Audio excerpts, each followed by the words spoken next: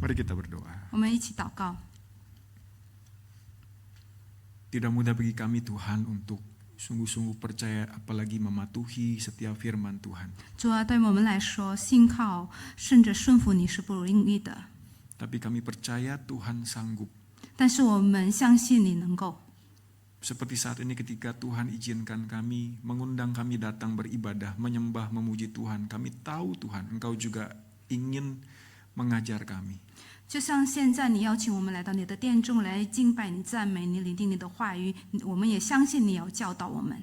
Allah Roh Kudus, kami memohon dengan sangat Engkau sendiri yang menjelaskan firman Tuhan kepada kami. 我们恳求圣灵自己亲自对我们每一个人说话， Biarlah Engkau berbicara dengan kuasa-Mu yang besar itu. 以你的全能对我们每一个人说话。 Kalau perlu paksa kami sehingga kami tidak bisa menolak sedikit pun apa yang Tuhan ingin sampaikan. 甚至强迫我们，让我们不得不要接受你所要我们接受的事。 Berbicaralah Tuhan dan ajar kami. 求主教导我们， Di dalam nama Tuhan Yesus kami berdoa, kami bersyukur. 我们奉主耶稣的名祷告，感谢， Amin. 阿门。 Silakan duduk Bapak Ibu Saudara. 会众请坐。 Bapak Ibu seperti sudah disampaikan hari ini tema kita adalah extra mile, living beyond requirements, hidup melampaui apa yang diwajibkan. 就像今天我们的主题是多走一里路，就是要活出超越要求的生命。 Bapak Ibu, bagian firman Tuhan yang menjadi dasar sebenarnya dari Injil Matius 5 ayat 17 hingga ayat yang ke-48. 那么呢，今天呢，我们的这个经文的话，取自马太福音第5章第20到第48节。 Tapi untuk menghemat waktu kita akan baca beberapa bagiannya saja. 但是呢，为了节省时间，我们只是会选出其中的一些经文来念。 Silakan Bapak Ibu simak di layar, kami akan membacakan bagi Bapak dan Ibu. 大家可以看屏幕，我们会为大家念的。 Demikian firman Tuhan. 上帝的话语这么说的。 Aku berkata kepadamu, jika hidupmu tidak lebih benar daripada ahli-ahli Taurat dan orang-orang Farisi, sesungguhnya kamu tidak akan masuk ke dalam kerajaan surga. Kamu telah mendengar bahwa kepada nenek moyang kita dikatakan, jangan membunuh. Siapa yang membunuh harus dihukum. Namun aku berkata kepadamu, setiap orang yang marah terhadap saudaranya harus dihukum. Siapa yang mencaci maki saudaranya harus dihadapkan kepada mahkamah agama. Dan siapa yang berkata jahil harus diserahkan ke dalam neraka yang menyala-nyala. Kamu telah mendengar bahwa dikatakan jangan berzina. Namun aku berkata kepadamu, setiap orang yang memandang perempuan hingga mengingininya sudah berzina dengan dia di dalam hatinya. Telah dikatakan, siapa yang menceraikan istrinya harus memberi surat cerai kepadanya. Namun aku berkata kepadamu, setiap orang yang menceraikan istrinya kecuali karena zina, ia menjadikan istrinya berzina. Dan siapa yang kawin dengan perempuan yang diceraikan, ia berzina. 你们又听见有吩咐古人的说，不可背誓，所起的事总要向主谨守。只是我告诉你们，什么事都不可起，不可指着天起誓，因为天是神的座位。你们的话是就说是，不是就说不是。你们听见有话说，以眼还眼，以牙还牙。只是我告诉你们，不要与恶人作对。有人打你的右脸，连左脸也转过来由他打；有人强迫你走1里路，你就同他走2里。你们听见有话说，当爱你的邻舍，恨你的仇敌。只是我告诉你们，要爱你们的仇敌，为那逼迫你们的祷告，这样就可以做你们天父的儿子。因为他叫日头照好人，也照歹人；降雨给义人，也给不义的人。所以你们要完全像你们的天父完全一样。 Sudah pernah dengar istilah go the extra mile? 大家曾经听过这样的一句话吗？多走1里路。 Saya coba melihat di internet, cari-cari ada satu pendapat yang saya kira mewakili bukan kebenaran, arti dari go the extra mile. 那我上网查了一下，我有收到一个文章，我觉得这个是够有这个代表性的，可以代表这个多走一里路的这样的一个意思。 Di dalam dunia kerja berarti go the extra mile itu adalah melakukan sesuatu yang lebih, sesuatu yang ekstra, sesuatu yang kita sudah selesai tapi dengan inisiatif sendiri melakukan sesuatu dalam arti yang positif demi tercapainya sebuah tujuan dan melakukan sesuatu di luar deskripsi kerja. 在职场中呢，多走一里路的意思就是说，为了达到一个目标呢，愿意多做一些额外的事，就是超乎我们的这个工作范围之内的一些事情。但是，当然这是一个正面的意义上，也就是要做出超越自己本职工作范围之内的事情。 Pertanyaannya, mengapa harus lakukan extra mile? 那么问题是，为什么我们要多走一里路呢？ Penulis yang sama mengatakan seperti ini. 那么同样的，作者也是这样说的， Karena itu terasa enak. 因为是让人感觉很好， Rasanya bisa memuaskan hasrat diri. 好像是可以满足自己的欲望。 Tapi juga bisa berarti begini, ketika melakukan extra mile kan bos itu tidak buta. Walaupun dia tidak melihat tapi dia bisa merasakan. Kayaknya anak ini atau orang ini atau karyawan saya yang ini lebih rajin kerjanya. 那么也可以这样理解说，因为如果我们多做了一些超乎我们本职工作的一些事情，那我们的这个上司他也不是瞎的，他也可以看到我们所做的一切。 Dan ketika ada seseorang yang melakukan sesuatu yang ekstra, itu pasti merubah suasana, merubah kondisi tempat kerja. 那么呢，如果有人多做了一些任务的话呢，那么呢，他也会改变他这个工作的环境还有气氛。 Saudara, kalau ada orang yang bisa melakukan extra mile bagi bosnya atau bagi orang lain atau di dalam pelayanan bagi rekan-rekan sepelayanannya, itu luar biasa.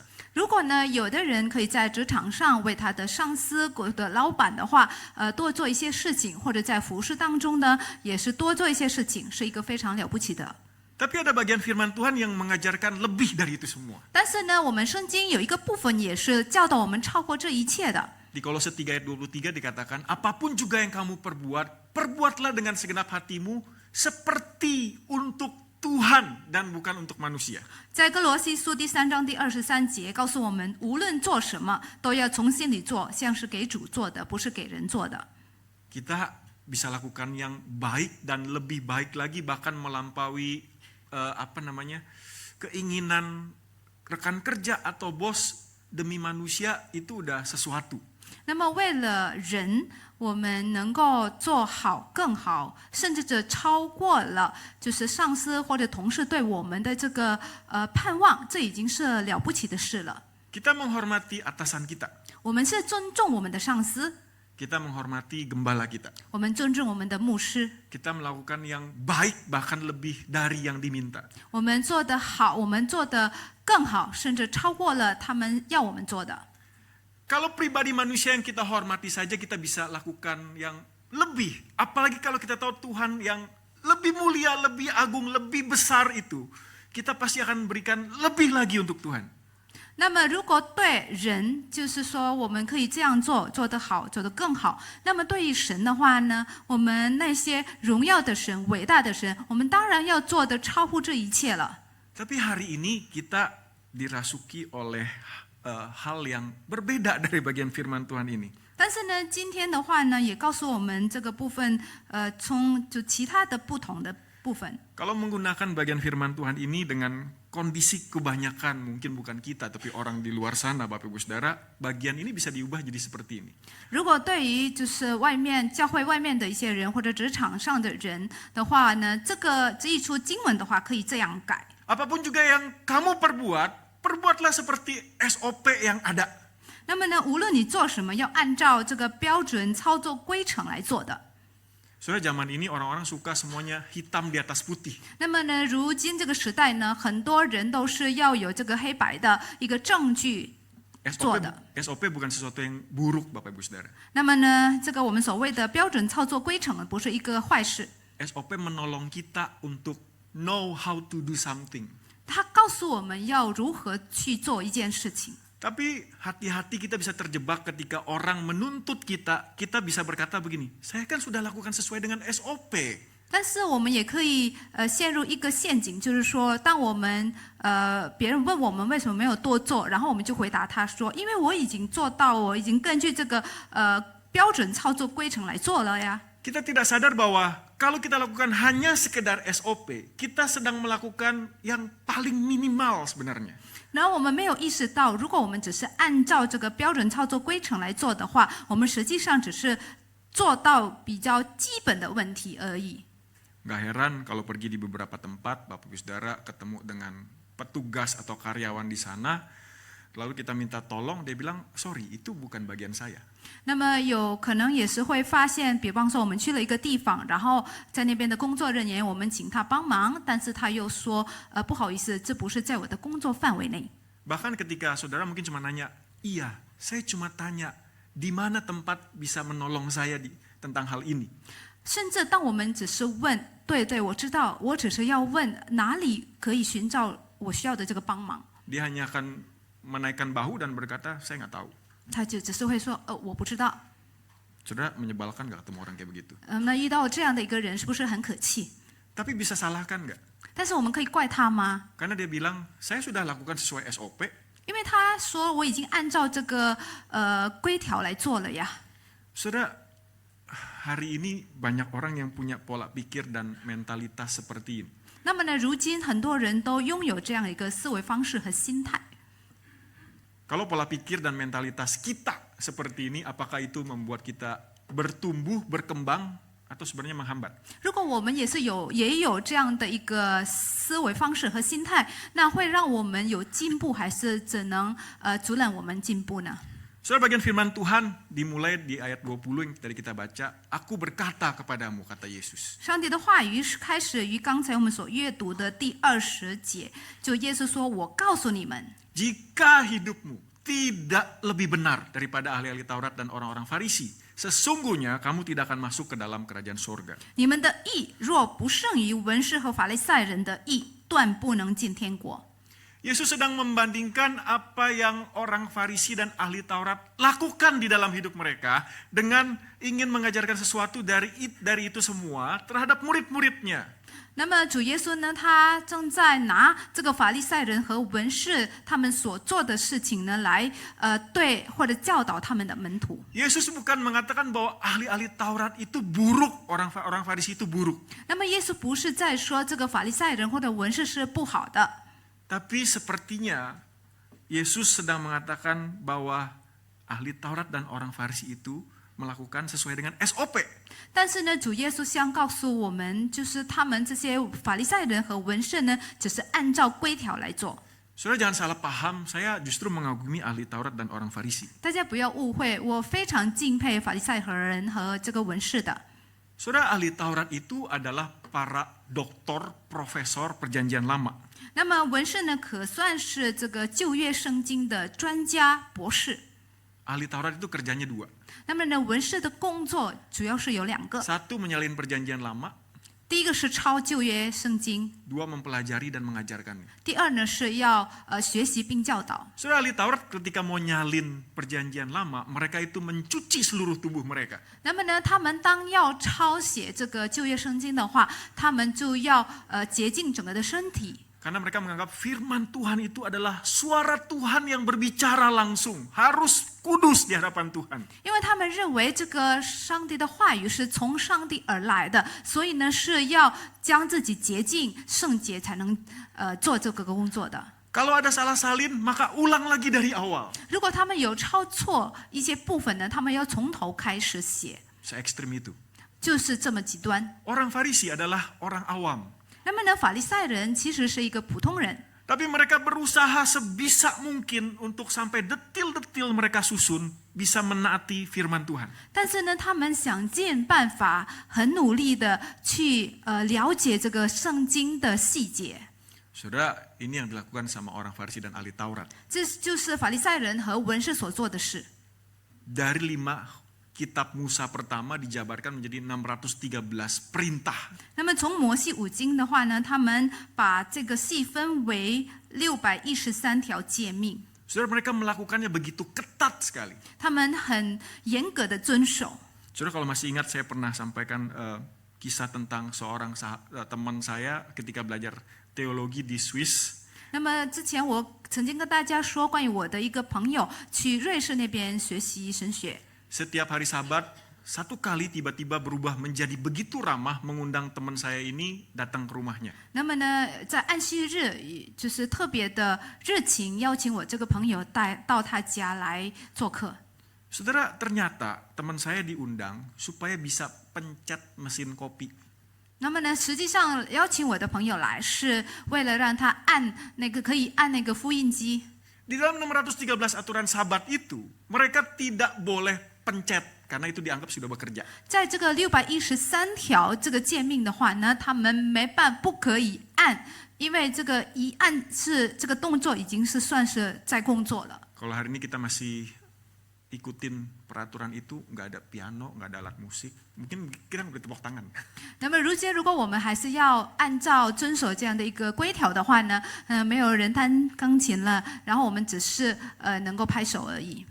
Saudara, satu kali orang Farisi Tuhan pakai sebagai ilustrasi berdoa. 那么呢，也是有一天，上帝拿一个法利赛人做一个比喻。 Orang Farisi ini berdoa dengan begini. 那么这个法利赛人这样祷告。 Terima kasih Tuhan, aku bukan perampok, aku bukan orang lalim, aku bukan bezina, aku bukan pemungut cukai. 他说：“我感谢你，我不像别人勒索不义、奸淫，也不像这个税吏。 Dan Tuhan tahukah bahwa aku tuh berpuasa 2 kali seminggu dan memberikan 1/10 dari segala penghasilanku. 那么主，你知道吗？我一个礼拜禁食2次，然后我所得的都捐上1/10。 Saudara, siapa yang pernah memberikan 1/10 dari segala penghasilannya? 谁在这边有给神献上收入的1/10呢？可以举个手吗？ Saya enggak, Bapak Ibu Saudara, dan saya enggak bangga dengan itu. 我没有，我并没有为这个感到自豪。 Siapa yang di luar puasa intermittent berpuasa seminggu 2 kali? Ada? 那么呢，谁在这边呢也是有禁食2次，一周禁食2次，有没有？ Kita bisa membayangkan betapa rigorousnya, apa tuh bahasa Indonesia ya, begitu bersemangatnya orang Farisi dan ahli Taurat ini di dalam menguduskan hidupnya bagi Tuhan. 那么我们可以看到这些法利赛人的话呢，在保守这个生命中的这个圣洁如此的激情。 Saya kira kita akan kalah sama orang Farisi dan ahli Taurat. 那我想我们就会输给那些法利赛人和文士了。 Tapi masalahnya Bapak Ibu, ahli Taurat dan orang Farisi terjebak di dalam adat tradisi yang mereka susun secara 但是 ekstrem. 问题是，这些法利赛人和文士呢，他们陷入了他们自己设计的或者整理的规条里面。 Banyak aturan dari 613 aturan itu dibuat tidak dimaksudkan oleh Tuhan. 那么他们所调整的那些那么多的规条，其实并非是神的意义。 Apa yang mereka pikir adalah hukum Tuhan, ternyata mereka buat jadi adat dan tradisi mereka sendiri. 他们以为那些都是神的一些命令呢，但是呢，他们把它整理成他们自己的传统习俗。 Dan ketika mereka berusaha untuk menaati 613 aturan itu, mereka tunjukkan kepada orang-orang betapa suci dan berbedanya kerohanian mereka. 然后，当他们努力去遵行这613条的诫命的话呢，他们的目的就是为了告诉大家，他们的生命如此的圣洁。 Inilah yang ditegur oleh Yesus. 这就是主耶稣责备的。 Dan Tuhan berkata kepada kita, 那么，主耶稣也对我们说： hidupmu itu harus lebih benar daripada ahli Taurat dan orang-orang Farisi. 你们的义要胜于文士和法利赛人的义。 Bapak Saudara, kita dituntut untuk lebih baik dari orang Farisi, benar? 我们被要求，或者主要求我们比法利赛人更义更好。 Bukan lebih baik, tetapi ternyata lebih benar. 其实不是更好，但是是更义。 Makanya kalau kita baca ayat 20 lalu selanjutnya 21 sampai 48, kita akan menemukan formula yang Tuhan Yesus sampaikan kepada murid-murid. 那如果我们阅读第20节、21到48节，然后我们就会发现，这个主耶稣在跟他的门徒们说的时候，就有一些重复的话。 Kamu telah mendengar bahwa kepada nenek moyang kita dikatakan atau difirmankan. Namun aku berkata kepadamu. 你们听见有吩咐古人的说，只是我告诉你们。Saudara, 6 kali Yesus mengulang bagian ini. 那么呢，主耶稣反复6次重复了这些句子。 Kamu telah mendengar apa yang Musa sampaikan, tetapi aku, kegenapan firman yang dari dulu itu, sekarang berada di depanmu, dan aku mengajar kepada kamu. 就是你们听见有吩咐古人，就是摩西说的话，只是我来成就这个旧约圣经的，就在你们的面前，我告诉你们。 Saudara, ketika Yesus berkata, namun aku berkata kepadamu, 当主耶稣说只是我告诉你们， ia tidak menghapuskan hukum Taurat atau menambahkan keyakinannya sendiri. 他并没有除掉这个律法，或者再加上自己的信仰， Tapi ia memberikan pemahaman yang lebih penuh. 但是他就给一个比较完全的一个理解， Dan dia menjelaskan mengapa Allah memberikan perintah-perintah itu. 然后他就向我们解释为什么神给了这些诫命。 Saudara, ada penafsir yang mengatakan ini bukan sekedar Yesus mengajarkan lebih penuh arti yang sebenarnya, tetapi pengajaran Yesus itu melampaui. 这有些圣经专家解释说，这不只是完全的一个教导，但是呢，其实主耶稣的这个教导是超越了。 So dari 6 perkataan Yesus itu kita lihat 2 sebagai 然 contohnya. 后从主耶稣的6个话当中，我们就其中看两个经文好了。 Pertama soal membunuh. 第一个是关于杀人的， Jangan membunuh, siapa yang membunuh harus dihukum. 不可杀人，凡杀人的难免受审判。 Namun aku berkata kepadamu, setiap orang yang marah terhadap saudaranya, dia harus dihukum. 只是我告诉你们，凡向弟兄动怒的，难免受审判。 Sudah saya mau tunjukkan bagian bahasa Indonesia kurang bisa memperlihatkan. Saya ajak kita untuk melihat bahasa Inggris. 那么可能印尼语的圣经没办法让我们更清楚的看这个其中的意义，那我们就看一下英文的圣经。 So di sini dikatakan yang commits murder, membunuh, dia harus dihukum. 那在这边说，杀人的就要难免受审判， Liable to the court. 就是要受审判。 Tapi kemudian Yesus menjelaskan, namun aku berkata kepadamu, siapa yang marah terhadap saudaranya, sama hukumannya harus dihukum. 然后呢，主耶稣又说，只是我告诉你们，凡向弟兄动怒的，他的惩罚是一样的，难免受审判，也要受审判的。 Kalau kita lihat diagramnya jadi begini Bapak Ibu Saudara. 如果我们这样看的话，大概这样分析： Membunuh sama marah, hukumannya sama. 就是杀人的和动怒的一样的刑罚， Liable atau guilty before the court. 就是要受审判。 Tapi ketika kemarahan itu kemudian terekspresikan dengan mengatakan kepada saudaranya, you good for nothing, you useless, kamu tidak berarti, keberadaanmu tidak ada artinya apa-apa. 但是当你的这个怒气的话呢，你就把它转化为一个语言，就是对你的弟兄说，你是无用的人，你是没什么意义的人。 Kalau di bahasa Inggris cuma dihukum, tapi kalau di bahasa Indonesia cuma dihukum, bahasa Inggris ini menunjukkan bahwa ini diadili, tetapi bukan the court lagi, tapi the supreme court. 如果在印尼语圣经的话，只是普通说是受审判，但是在英文的圣经还有中文的圣经的话呢，它是这个不是去普通的这个法庭，但是要公会的审判，受公会的审判。 Dan ketika kemarahan itu tidak dikelola, 当然我们没有好好管理这些愤怒的话， makin marah 我们越愤怒的话， dan mengatakan kepada saudaranya, bodoh kamu. 然后就说我们的弟兄你是愚拙的。 Itu bukan lagi ngomong tentang penghukuman atau penghakiman di atas dunia. 这不再是在谈关于这个地上的这个宫廷了。 Tapi Yesus berkata, orang yang seperti itu layak untuk dilempar ke dalam neraka yang menyala-nyala. 但是呢，主耶稣说，这些人都要丢在这个点燃火的一些地狱里面了。 Saudara perhatikan ada seperti peningkatan atau eskalasi dari sekedar marah di dalam hati, lalu kemudian marah kepada saudara, lalu kemudian ngomong sesuatu yang menyakitkan. 那么呢，在这边我们可以看到一层一层的这个深度，就是从心里发怒、生气，然后呢，我们就对我们的弟兄动怒，然后呢，就对他说那些可气的一些话，就是不该说的一些话。 Bayangkan kalau tidak ada perintah atau larangan untuk jangan membunuh atau di dalam dunia kita tidak ada hukum. 如果大家想象一下，如果没有这个不可杀人的这样的一个诫命，或者我们的世上没有任何的这个法律的话， Semua orang bertindak seenaknya. 那么所有的人都可以任意放为。 Saudara, saya pikir kita akan dengan mudah sekali saling membunuh. 那我想我们大家都可以互相杀人的。 Saudara, kenapa banyak orang yang nggak boleh dikasih tahu, nggak boleh tersinggung, ketika kurang diperhatikan menjadi marah, merasa diri layak untuk dapat pelayanan yang baik. 那为什么有些人就不容易得罪他呢？或者呢，有些人如果我们稍微说了他一下，他就不高兴了；或者呢，有些人他想他本应该受相当的一些待遇。 Kalau di sekolah urusan anak-anak, kemudian diviralin, jadi urusan yang besar. 那么如果在学校的话呢，一有关孩子的事情有发生什么事情，然后就开始让这个事情流行。 Urusan persahabatan, kemudian timbul percekcokan, dibikin besar di media sosial. 然后本来是小小的朋友之间的一些矛盾的话，但是呢，通过社交媒体传达的话呢，就变成大事了。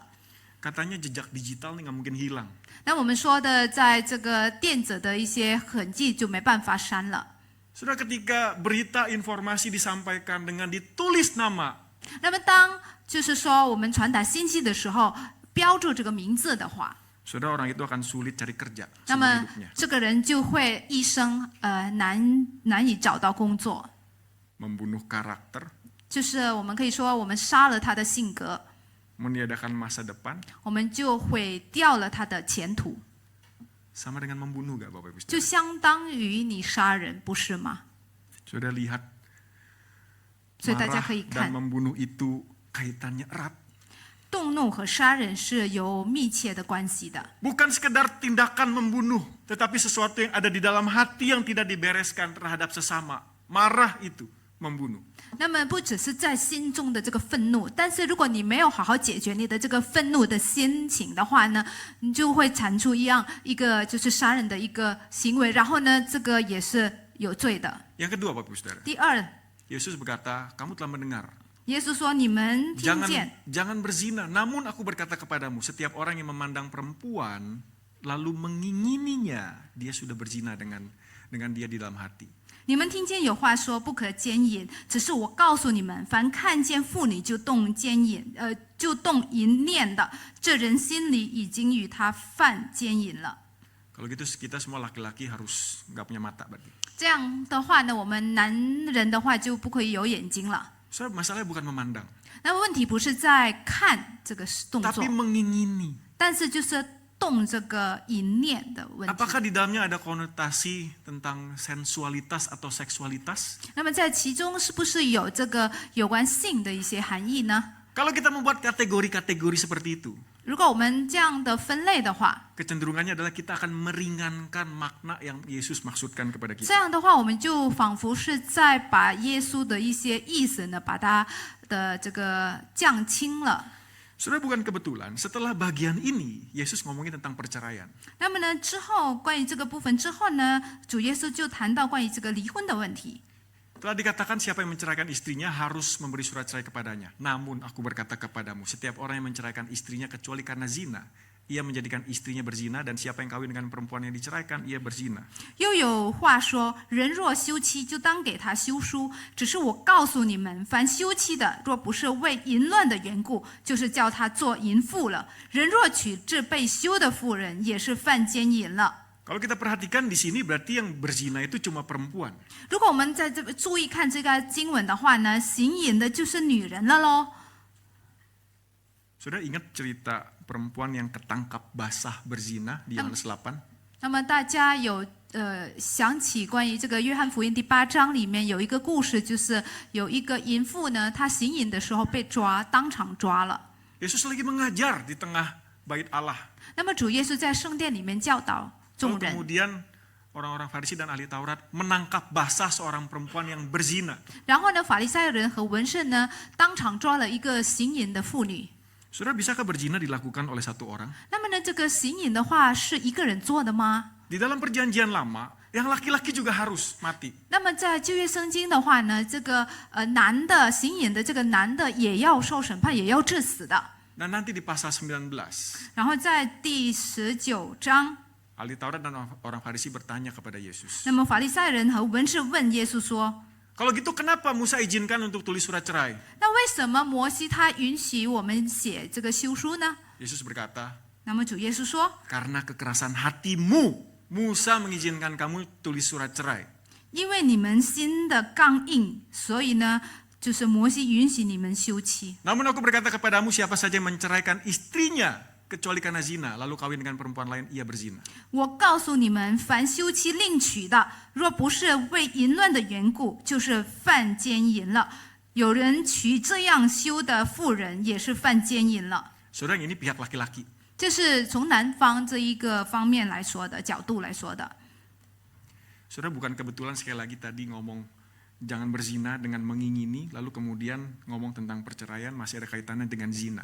所以呢，刚才提到的是关于这个动淫念的，然后呢之后就讲关于那个休妻的，或者然后再继续讲关于奸淫。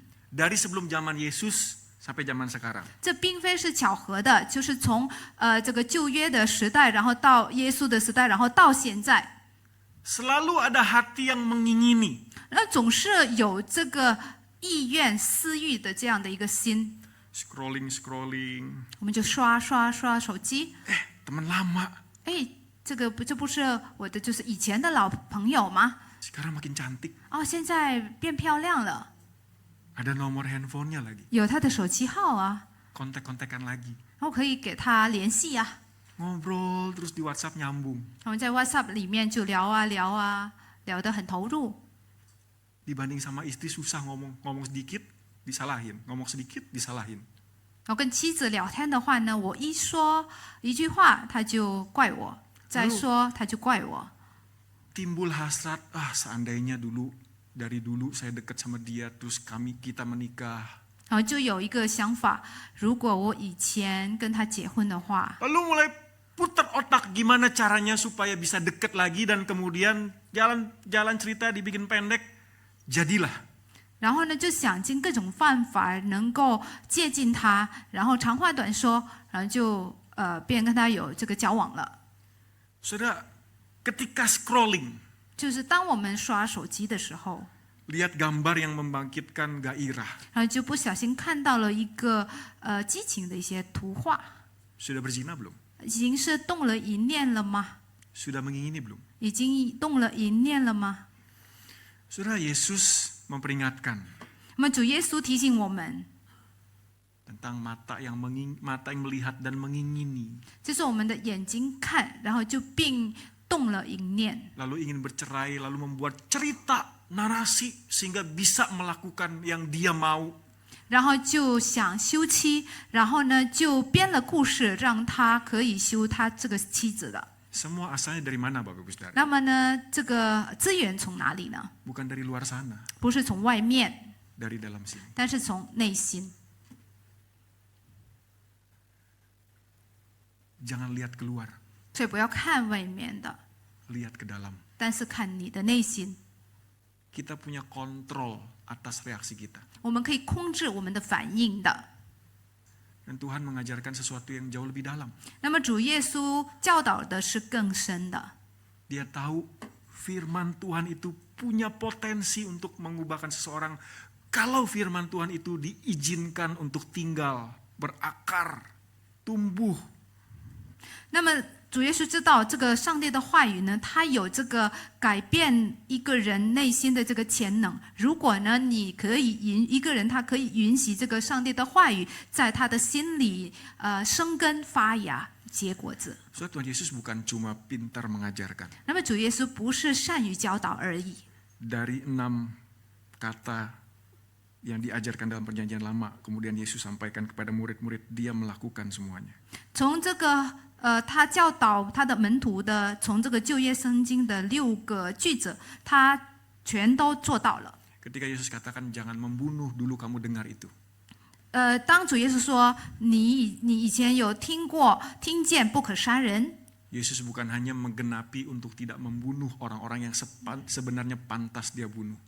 那么主耶稣呢，他不只是成就了，就是不杀那些本应该受惩罚或者受杀害的人， Yesus sebaliknya malah memberikan kehidupan. 但是主耶稣反而是赐他们生命。Ketika Yesus berkata jangan berzina dan berusaha untuk menjelaskannya.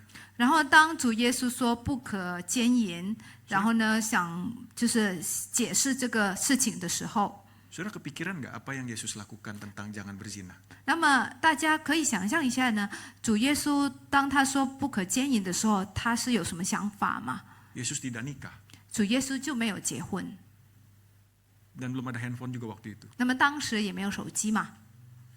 Saudara jangan lupa 大家不要忘记， sejak pertama kali manusia diciptakan, 就是神创造人类那一天开始， sejak pertama kali iblis menawarkan berhala diri dalam diri Hawa dan Adam. 从这个撒旦呢对亚当和夏娃诱惑他们，就是要崇拜自己的时候， Sampai kemudian orang Israel yang harusnya setia kepada Tuhan terus nyeleweng dengan menyembah berhala lain. 那么直到这个本应该忠心于神的以色列人，但是却敬拜别的偶像， Tuhan tetap setia. 但主他还是信实的主。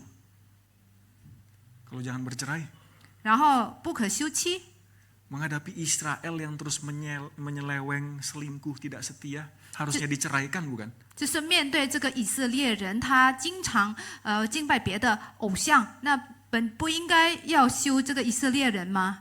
Tuhan terus mempertahankan pernikahannya dengan Israel. 但是主呢，他坚持保守他与以色列人的婚礼婚约。 Waktu kita ngaku dosa setiap hari Minggu, 当我们每个礼拜都向神承认我们的罪恶， pantaskah kalau Tuhan menceraikan kita? 那么主耶稣本应该要休我们，不是吗？ Tapi Tuhan terus pertahankan kita. 但是主他坚持保守我们。 Ketika dikatakan jangan bersumpah, Yesus dengan berani, dengan berintegritas tetap berkata ketika dia ditanya, apakah engkau orang Yahudi? Raja orang Yahudi. Sementara di depannya pilihan yang harus dihadapi adalah hidup atau mati. Kalau dia katakan, iya aku raja orang Yahudi, dan dia mati, dia tetap katakan, iya aku orang Yahudi. 然后呢，当主耶稣说不可这个起誓，然后呢，当他就是有人挑战他说你是否这个犹太人的王？如果他说是的话，他就会死；如果他说不是的话，他就会活。那他就为了保持他的这个诚信的话，他还是说是我是犹太人。 Dari atas kayu salib, daripada dia membalas orang-orang yang membunuh dia, dia berkata, ya Bapa, ampunilah mereka. 那么在十字架上，他不选择报复那些对他刑罚的人，但是他却说：“神啊，求你饶恕他们。” Dan pada puncaknya dia mengorbankan nyawanya bagi mereka. 那么最后，他为他们舍命。 Saudara, itu yang membuat dia mengerti untuk menjadi motivasi dia untuk melakukan yang barusan kita sama-sama peringati Jumat Agung. 这就是他所成就的，就是我们刚刚纪念的这个受难日和复活节。 Untuk bisa hidup, 为的是能活， dia harus mati. 他要为我们死。 Saudara, firman Tuhan sekali lagi mengatakan, hidup kita harus lebih benar. 那么上帝的话语再次的告诉我们，我们的义要比他们的更义。 Kita tahu kegagalan ahli Taurat dan orang Farisi. 我们知道法利赛人和这个文士的失败。 Yang paling parah dari semuanya, 那么其中最严重的是， walaupun mereka menjadi pelaku-pelaku firman, 虽然他们是成为一个行道的人， tapi mereka tidak pernah membiarkan Tuhan untuk mengubah hati mereka. 但是他们不允许神改变他们的心。 Saudara, jangan jadi seperti orang Farisi dan ahli Taurat. 所以我们不要成为像法利赛人和文士一样的。 Saat teduh, baca firman, disiplin rohani, semua dilakukan. 我们每天读经、祷告都做的， Tapi hanya kejar target. 但是只是为了达到目标， Hanya karena melakukan apa yang diajarkan. 只是为了来遵行所教导给我们的， Tapi tidak pernah menyentuh hati. 但是没办法触动我们的心。 Saudara, kita diminta untuk hidup lebih benar. 请记得，我们被要求要比这些法利赛人更义， Bahkan tuntutannya lebih tinggi lagi dari ini. 甚至更高。 Yesus menutup bagian itu dengan berkata, karena itu haruslah kamu sempurna, sama seperti Bapamu yang di surga sempurna.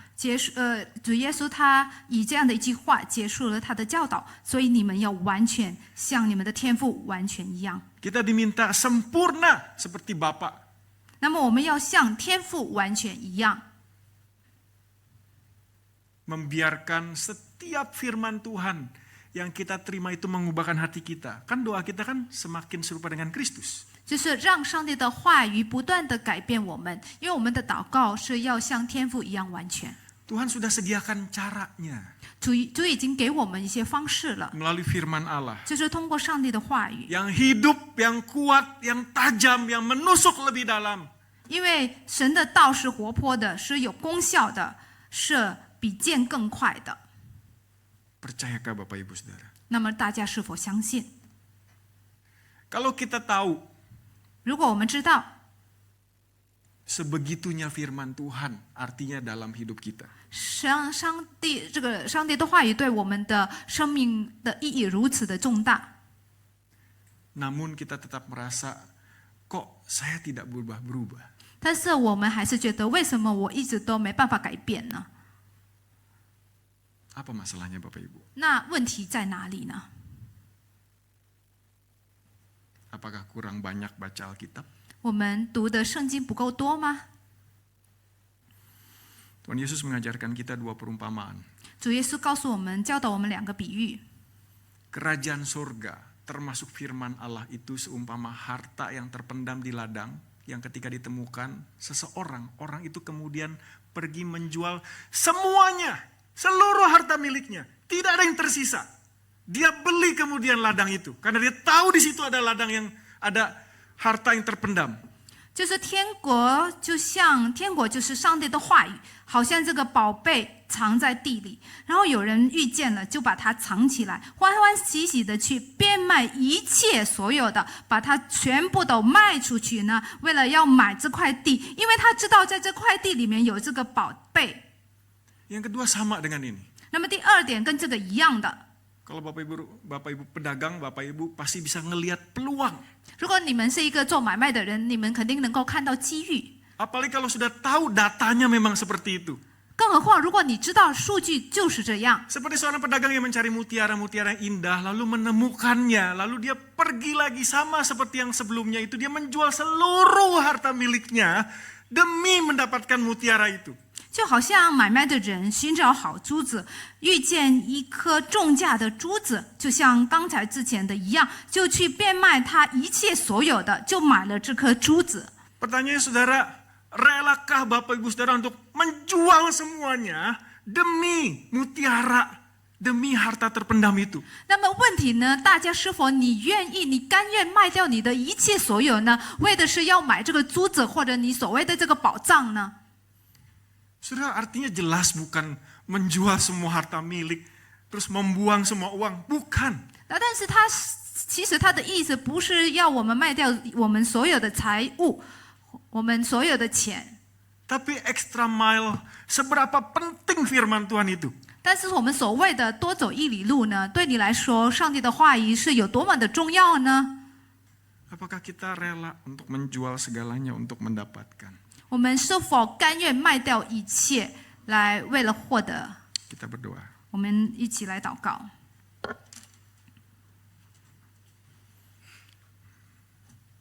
Allah Roh Kudus, biar Engkau sendiri terus berbicara kepada kami. 圣灵，求你继续对我们每个人说话。 Kami memohon Tuhan, firman Tuhan yang begitu penting.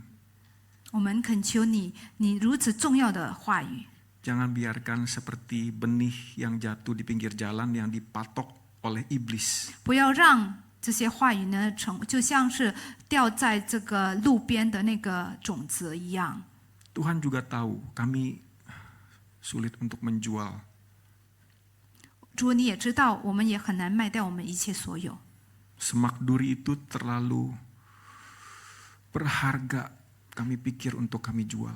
那些荆棘的话，我们认为是非常宝贵，我们难以卖掉。 Tapi kami juga tahu bahwa semak duri itu, kekayaan, kenikmatan dunia, membuat kerajaan Allah di dalam hati kami tidak bertumbuh. 但是我们知道，这些荆棘呢，就是我们所谓的财富呢，这世上的一切我们能享受的东西呢，会让你的天国没办法在我们的心田里面成长。 Tuhan, Kau sudah hadapkan kami dengan 2 pilihan. 主在我们的面前有2个选择， Mempertahankan dan kehilangan.